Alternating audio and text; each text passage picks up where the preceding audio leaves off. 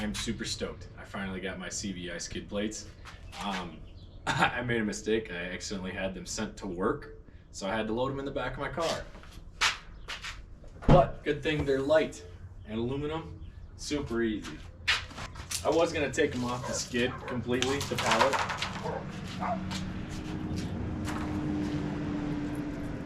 As I was saying, it's on a wood pallet, so I was like, oh, I'll take all the skids off the pallet and just put them individually in the trunk. They're bolted on, and I didn't feel like taking the bolts off, so I just lifted the whole thing in there. I forgot they're aluminum, they're super light.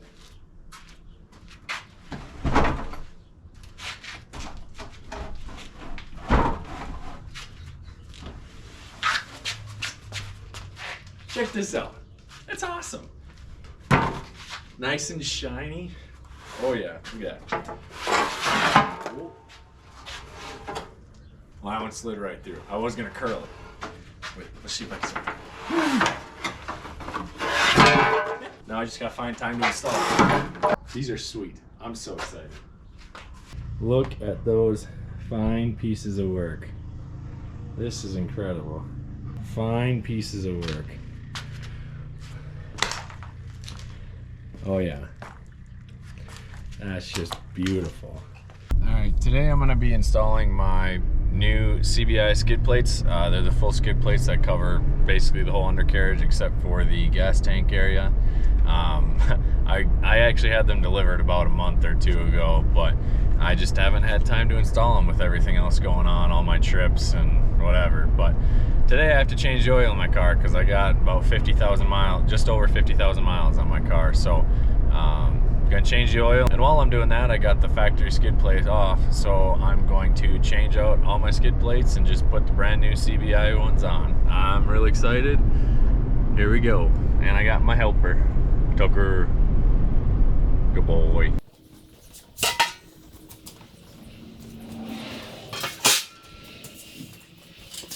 I'm not gonna go through the whole process of changing your oil here just because a lot of people know how to do it, but I gotta take this factory skid plate off anyway, so I figured I might as well show you while I'm changing the oil.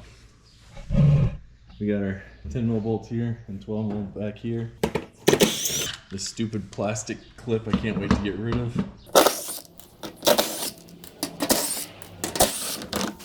Actually, since I'm getting rid of this skid plate, I'm just gonna take the whole thing off instead of taking the oil cover off.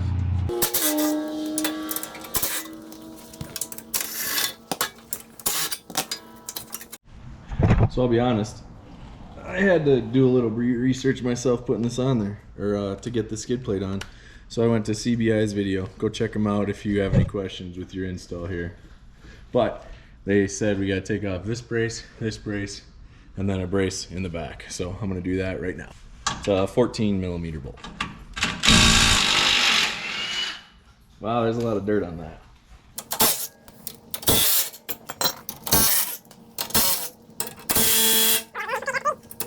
Yeet. The next thing I got to do is remove these cross members here, one on each side. We got 4 12mm bolts we got to take out. Got that one stuck. She's dirty. Now for the other side.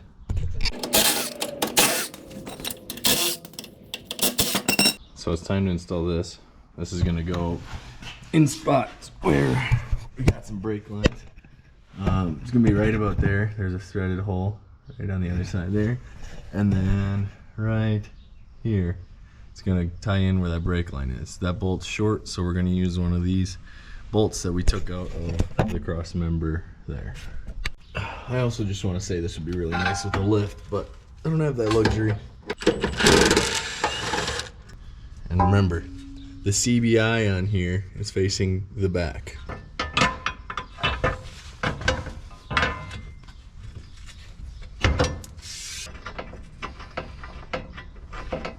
Okay, that one's in just snug. Now we're gonna get this one right back here. Leaving all the bolts loose for now. Leaving them loose for now. That way we can tighten them in once they're all lined up. So this can shift a little bit Next we're gonna install this front skid plate. We're gonna reuse some of the old factory bolts, and it's gonna be going right in there. We're gonna reuse a 14mm bolt for this section, these two sections here, and then we'll do 14, 14, and 12 up front. If you're doing the steel skid plates, definitely gonna want some.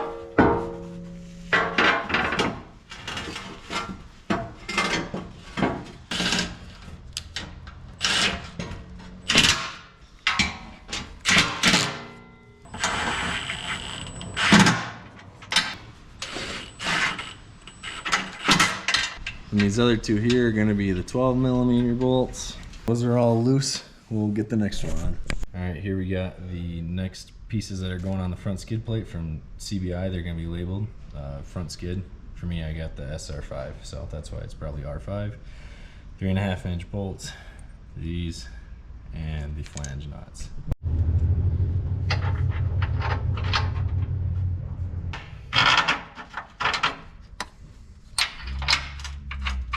Next we're going to be installing this middle one. This one's going to be a little bit more complicated because it's bigger and it's got all the nuts and bolts and washers and all that good stuff. So this one's going to take a little bit more time, so bear with me.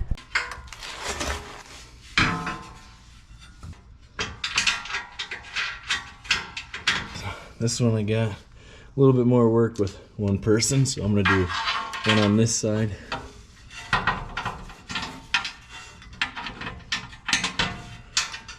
Now she's kind of held up. Don't have to hang on to it myself anymore. There we go. Okay, I'm gonna get these 4 done, these 3, then we'll go from there. All right, lastly, we have to go through and put these long ones in, with these flat square washers on the top, and then nuts. And then tighten it all up, and we're good to go. This one is right by your catalytic converter, so it's a little hot. Or it could be a little hot if you don't wait. Also, for someone with big hands, it's a pain to get in there. One thing that CBI forgets to mention in their video is how much of a pain it is to do this bolt right here. The driver's side has the catalytic converter right there and the exhaust, and it's a pain to try and get any wrench down in that area to get the bolt. You can't see it, but it's right back there. Also, in their video, they show that this rear skid plate goes over the front skid, or underneath the front skid plate, but there's a lip here. So if you're going on any rocks, this is going to catch on any rocks going over. I think it's supposed to be, correct me if I'm wrong, I think it's supposed to be this one on top of this one. That way it's a one continuous slide. But let me know in the comments below. I'm gonna switch this one so it's underneath this, or so that the front skid is underneath the rear skid.